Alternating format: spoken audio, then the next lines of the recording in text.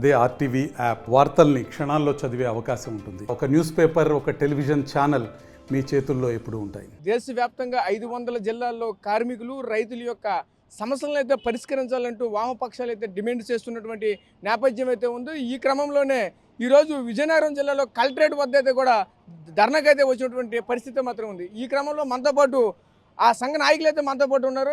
మరిన్ని వివరాలు అడిగి తెలుసుకునే ప్రయత్నం చేద్దాం. చెప్పండి, అసలు మీ డిమాండ్స్ ఏంటి? దేశవ్యాప్తంగా ఈరోజు ధర్నాలు అయితే కొనసాగుతున్నాయి, ఈ క్రమంలోనే ఇక్కడ జరుగుతుంది. ఏంటి ప్రధాన మీ డిమాండ్స్ ఏంటి?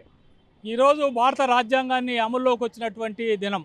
భారత రాజ్యాంగాన్ని కేంద్రంలో ఉన్నటువంటి ప్రభుత్వం తిరోగమన పదంలో నడిపిస్తున్న నేపథ్యంలో రైతులు, కార్మికులు తీవ్ర ఇబ్బందులు ఎదుర్కొంటూ ఉన్నారు.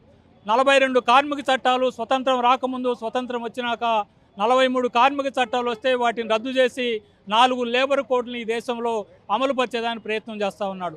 అదేవిధంగా గత 2 సంవత్సరాల క్రితం రైతాంగాన్ని వెన్నువిరిచేటటువంటి 3 నల్ల చట్టాలు తెచ్చి ఆ 3 నల్ల చట్టాల ద్వారా రైతులు తీవ్రమైన ఇబ్బందులు ఎదుర్కొంటా ఉంటే 14 మాసాలు ఢిల్లీలో పెద్ద ఎత్తున ఆందోళన చేస్తే నరేంద్ర మోడీ పార్లమెంటులో ఈ 3 నల్ల చట్టాలు రద్దు చేస్తానని ప్రకటన చేసి ఇంతకాలమైనప్పటికీ కూడా ఆయన ప్రకటనని నిలబెట్టుకోలేకపోయాడు.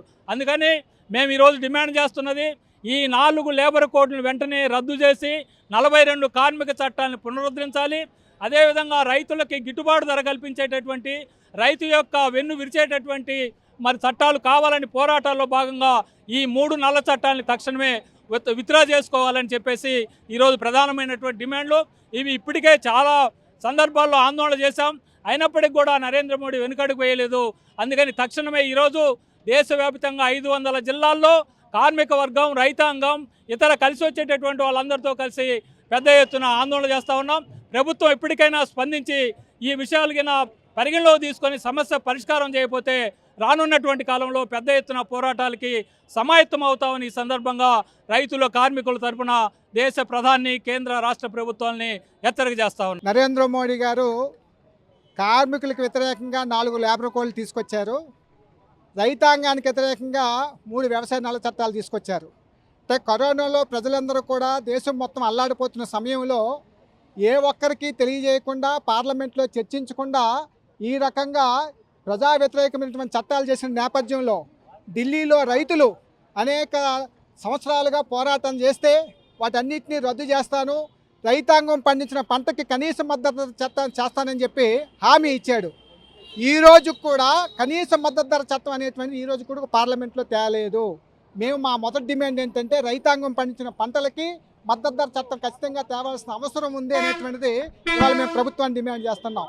అదేవిధంగా రైతాంగం ఇవాళ రుణ విమోచనలో అనేక రకాలుగా అప్పుల బాధతోటి కూరుకుపోయి ఆత్మహత్యలు చేసుకుంటూ ఉంటే వాళ్ళకి రుణాలు రద్దు చేయమని చెప్పి డిమాండ్ చేస్తే రద్దు చేస్తారని హామీ ఇస్తే ఇంతవరకు హామీని అమలుపరచకపోగా కార్పొరేట్లకి వాళ్ళ 14 లక్షల రూపాయల, కోట్ల రూపాయల రుణాన్ని రద్దు చేశాడంటే నరేంద్ర మోడీ వాళ్ళ కార్పొరేట్ల పక్షాన ఉన్నాడు తప్పితే రైతుల పక్షాన లేడనేటువంటిది మరింతగా అర్థమవుతుంది.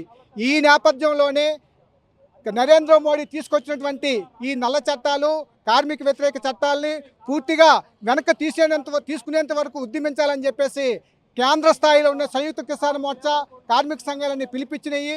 ఇవాళ ఈ కార్యక్రమం ఈ రోజుతో కాదు, రేపు నవంబర్, మళ్ళీ డిసెంబర్లోని, జనవరిలోని కూడా మళ్ళీ పెద్ద ఎత్తున దేశ రాజధానికి రైతాంగం అంతా, కార్మికులంతా తరలించడానికి కూడా ఈ కార్యక్రమం దాన్ని ముందస్తుగా పిలిపించారు. అందుకని మేము జిల్లా స్థాయిలో వీటన్నిటిని కూడా కోఆర్డినేట్ చేస్తున్నాము.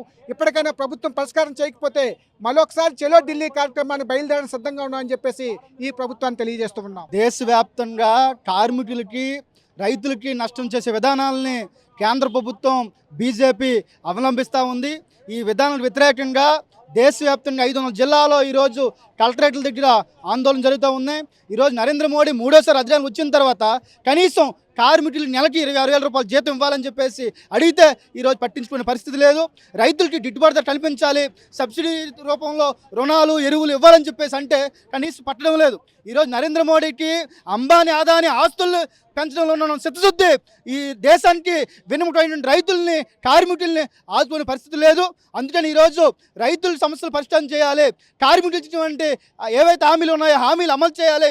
ఈరోజు ప్రభుత్వ రంగాన్ని ప్రైవేటీకరణ చేస్తూ ఉన్నారు. ముఖ్యంగా విశాఖపట్నం స్టీల్ ప్లాంట్ని ప్రైవేటీకరణ చేస్తున్నారు. ఈ ప్రైవేటీకరణ చేస్తే ఈ ఉత్తరాంధ్రకి పెద్ద తలమానికంగా ఉన్నటువంటి ఈ స్టీల్ ప్లాంట్ని ప్రభుత్వం కొనసాగించాలని 1,00,000 మందికి ఉపాధి కల్పిస్తూ ఉంది. ఈ ఉపాధిని కాపాడాలని చెప్పేసి మేము డిమాండ్ చేస్తూ ఉన్నాం.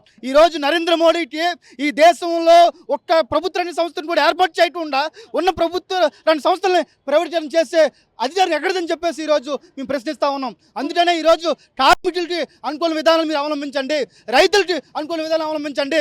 వ్యవసాయ కూలీలకి ఈరోజు ఎక్కడ పని కల్పించడం లేదు కాబట్టి వ్యవసాయ కూలీని ఆదుకోవాలని చెప్పేసి మేము డిమాండ్ చేస్తున్నాం. ఈరోజు నరేంద్ర మోడీ అధికారులు వచ్చితే ధరలను తగ్గిస్తాను అత్యాది నా ఐడియా అని చెప్పాడు. ఈరోజు ధరలు అనేవి ఆకాశం అంటుతూ ఉన్నాయి కాబట్టి ధరలు తగ్గించాలి అని చెప్పేసి మేము డిమాండ్ చేస్తున్నాం. ఈరోజు మందుల పైన GST విధిస్తూ ఉన్నారు. మందులు అనేవి నిత్యావసర సరుకులు కాబట్టి మందుల పైన GST ఎత్తివేయాలని చెప్పేసి ఈరోజు మేము డిమాండ్ చేస్తున్నాం. కాబట్టి మోడీ వ్యతిరేక విధానాలకి ఈరోజు దేశవ్యాప్తంగా రైతులు కార్మికులు రోడ్డుకి పోరాడుతూ ఉన్నారు. ఇప్పటికైనా సరే కేంద్ర ప్రభుత్వం ఆలోచించాలని చెప్పేసి సందర్భంగా డిమాండ్ చేస్తా ఉన్నాం. ఒకటే చెప్తున్నారు, ఏదైతే వామపక్ష నేతలంతా కూడా ఒకటే డిమాండ్ చేస్తున్నారు. కేంద్ర రాష్ట్ర ప్రభుత్వాలు రెండు కూడా కార్మికులకు కావచ్చు, ఒకవైపు రైతులకు కావచ్చు, ఏది కూడా వాళ్ళకి అనుకూలంగా అయితే మాత్రం చట్టాలు అనేవి చేయట్లేదు. ఒకవైపు చూసుకుంటే ఏదైతే కార్పొరేట్ శక్తులు అయితే ఉన్నాయో కార్పొరేట్ సంస్థలకి కార్పొరేట్ శక్తులకి అయితే మాత్రం అనుకూలంగా పనిచేస్తున్నాయి. లక్షలాది కోట్ల రూపాయలు అయితే మాత్రం పూర్తిగా రుణమాఫీ అయితే చేస్తున్నారు తప్పకనే రైతులకు కానీ కార్మికులకు కానీ ఉపయోగపడేటట్లయితే మాత్రం ఎటువంటి చర్యలు కూడా తీసుకోవట్లేదని ఆవేదన వ్యక్తం చేస్తున్నటువంటి పరిస్థితి మాత్రం కనిపిస్తుంది. కెమెరా పర్సన్ నాయుడుతో రాజేష్, RTV విజయనగరం. మరిన్ని వీడియోస్ కోసం ఛానల్ ని సబ్స్క్రైబ్ చేయండి. లేటెస్ట్ అప్డేట్స్ కోసం వాట్సాప్ ఛానల్ ని ఫాలో అవ్వండి. ఆ లింక్ డిస్క్రిప్షన్ లో ఉంది.